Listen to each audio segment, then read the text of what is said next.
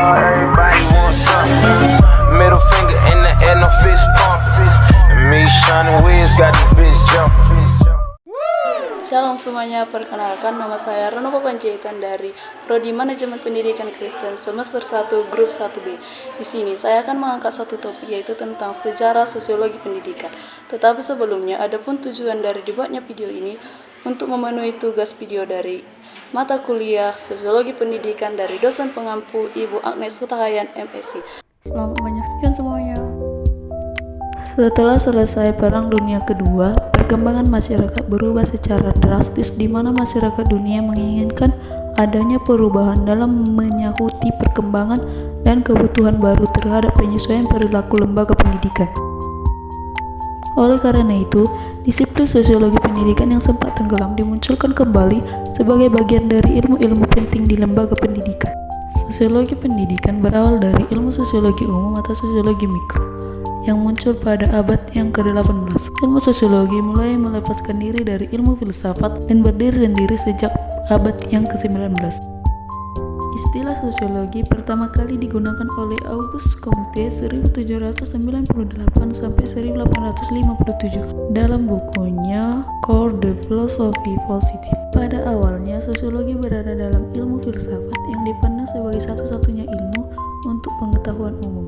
Namun, ketika ada masalah yang terdapat dalam masyarakat yang ternyata tidak bisa dipecahkan dalam ilmu filsafat maupun ilmu-ilmu lainnya, maka kebiasaan untuk memisahkan sosiologi dari ilmu lainnya tampak dan terasa pada masa revolusi di Eropa yang mengganas dalam revolusi Prancis 1789 sampai 1799. Pada abad ke-19, ahli-ahli sosiologi menyumbangkan pemikiran-pemikirannya untuk mempermudah pendidikan. Maka lahirlah disiplin ilmu baru yang disebut sosiologi pendidikan. Cara sosiologi pendidikan tidak terlepas dari situasi sosiologi dari zaman ke zaman. Auguste Comte yang dianggap sebagai bapak sosiologi dunia yang telah menanamkan dasar-dasar sosiologi yang sangat kuat. Beberapa buku tentang sosiologi telah ditulisnya dan yang termasyhur adalah buku Positive Psychology. Pelopor sosiologi pendidikan dalam artian yang formal adalah John Dewey dengan bukunya yang berjudul School and Society yang terbit pada tahun 1899, dalam mana beliau menekankan pendapatnya mengenai sekolah sebagai institusi sosial. Pada waktu itu, beberapa ahli ilmu pendidikan dan sosiologi menekankan pentingnya peranan sosiologi bagi pendidikan.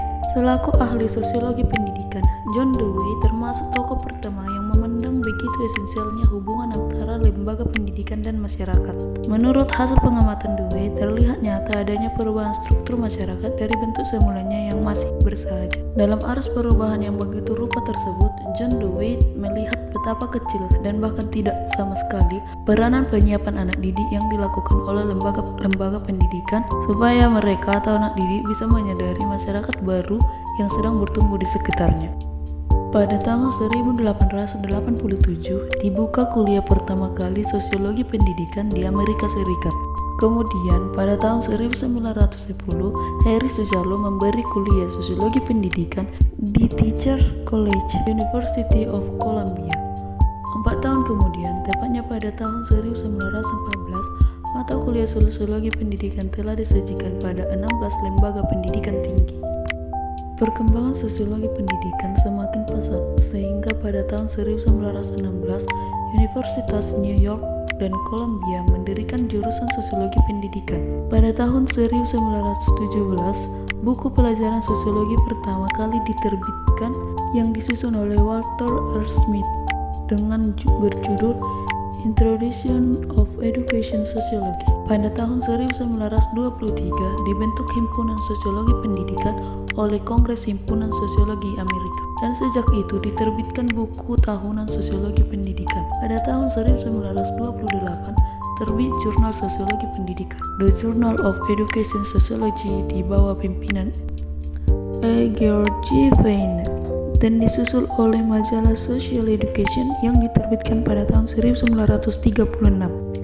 Dalam perkembangan selanjutnya, mulai tahun 1938 sampai 1947, sosiologi pendidikan mengalami kemandegan. Faktor yang menyebabkan kemandegan adalah sosiologi pendidikan yang digantikan oleh kuliah-kuliah dalam sosiologi dengan alasan bahwa bagi pendidikan guru lebih berguna bila sosiologi daripada diberi kuliah khusus mengenai sosiologi pendidikan. Pada masa-masa stagnan ini, yang dapat dilakukan hanya review of educational research pada tahun 1940. Selain review, juga artikel-artikel yang mempunyai hubungan dengan sosiologi pendidikan. Untuk membangkitkan kembali sosiologi pendidikan, maka pada tahun 1943 sampai dengan 1945, Institut Sosiologi di London menyelenggarakan konferensi-konferensi tentang sosiologi dan pendidikan.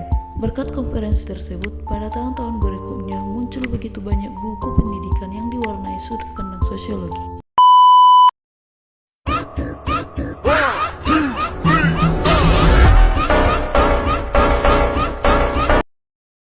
Pergi ke pasar bersama Bukasi. Cukup sekian dan terima kasih.